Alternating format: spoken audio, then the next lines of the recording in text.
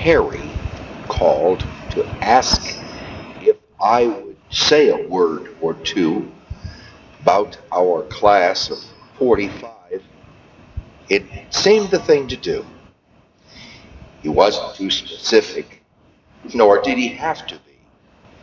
He said to mention anything significant to me. Thus, I began to ponder. What does a person say when 50 years have passed so fast? Why, it seems like yesterday that ham salads were a nickel. Now, Bliss Restaurant is no more. And that penny in our pocket could be spent at Henry's candy store, and Los still owned the hardware, and Bachelors ran the market, and Lehman's Bank was just a bitty place, and Buell's down on the corner carried dry goods and all the thread to darn it. There was Bernie's, Long's, and Corbin's, and Jones Insurance Agency, and more there isn't time to mention, that became our legacy. Our class of 45 was special, with class rings gold crowned on sterling, and we made our own neat yearbook. The pictures had faded some, and the pages started curling, but all in all, we can't complain. Back then, not everything had to be explained, unless we forget the best. With good, solid teachers, we were blessed. And although we were not always in accord, thank God for the vision of H.C. McCord. We had our prom and banquet and graduation too. Not all our class was present. Some had left for service and had serious work to do. Oh, we've each those precious memories we hold within our hearts. They're treasures, like our friendships with classmates. Though apart, we still remain connected, have been from the start. Yet, when we try to capsulate what our class has meant to each, it's difficult to put in words and oft seems out of reach. But in essence, 'twas the love and caring and the friendships that we made have sustained us, one another, for at least these 5 decades.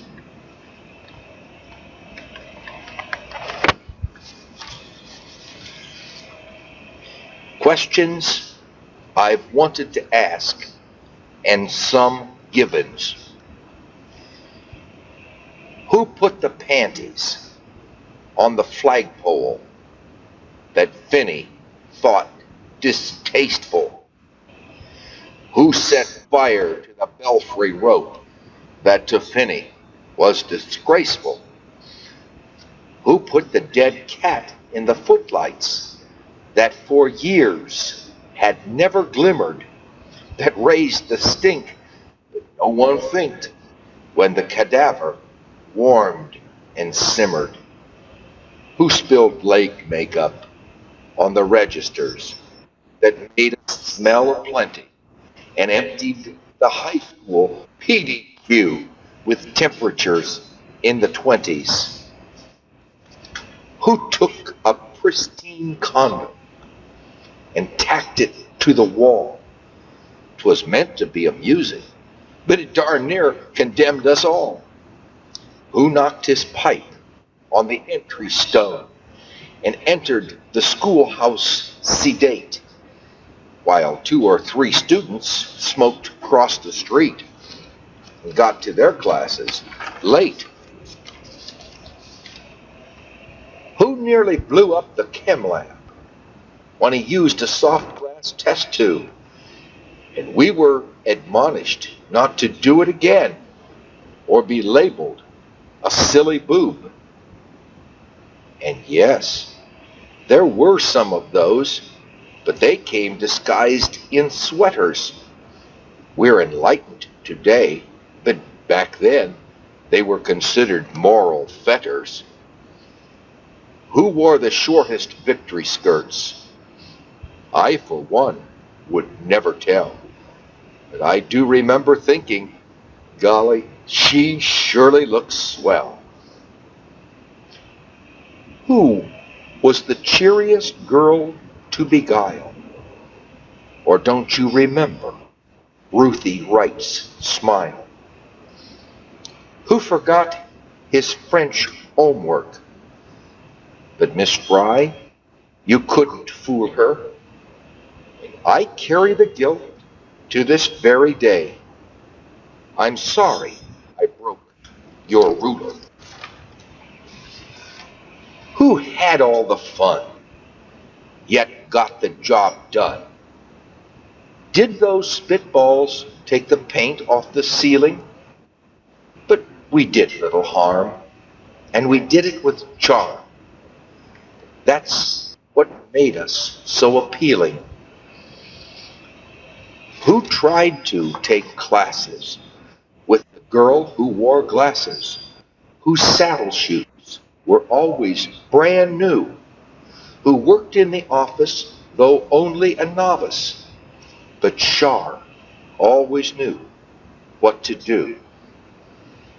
Who was the gal most willing to give of her time and her talent? Take a bow, Viv. Who remembers the night at a basketball game and someone nearly started a fight, yet all were subdued and nobody got sued? Well, we had to defend what was right.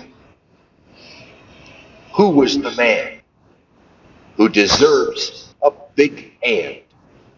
Who, though caring, gave some of us hell? I'll always remember when Reynolds and I led the bleachers with McCord's famous yell. Who hasn't the sense to make his presence events, though I've really tried to condense? But who always ends up still straddling the fence?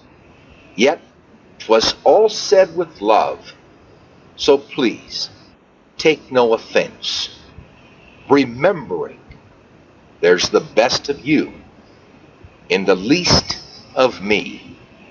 You've all contributed to the man I've tried to be, and I'm thankful for this opportunity and this second chance to share a backward glance in this august company.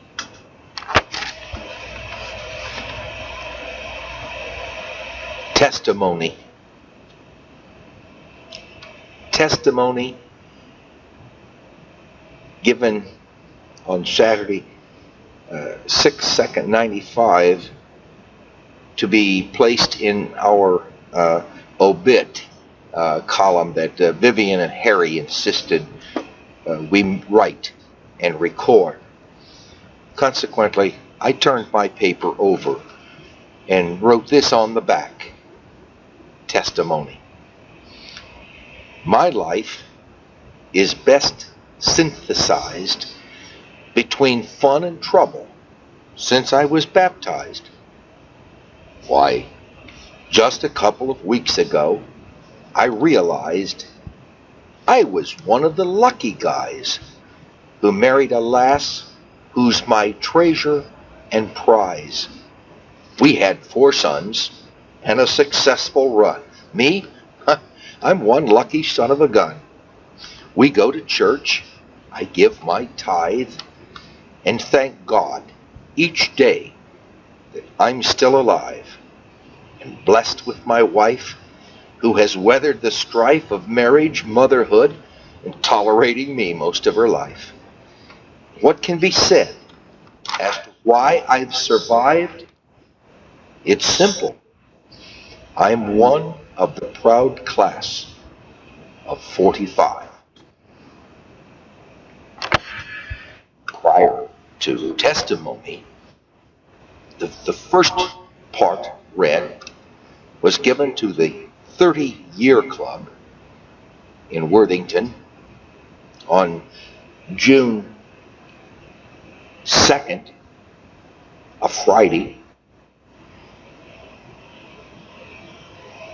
which was supposed to provide the entertainment for the evening, which I shared with Bill Brown and Pat Crady Butler in absentia. The second bit that was given was presented to our own Class of 45 reunion on Saturday, the 2nd of June. What fun it is, and what fun it continues to be. And as they say, thank God I'm alive. This is J. Robert J., better known as Bob J. Oscar, J. Bird, and Bob, signing off and thanking everyone listening for contributing to the easiest job, reminiscing.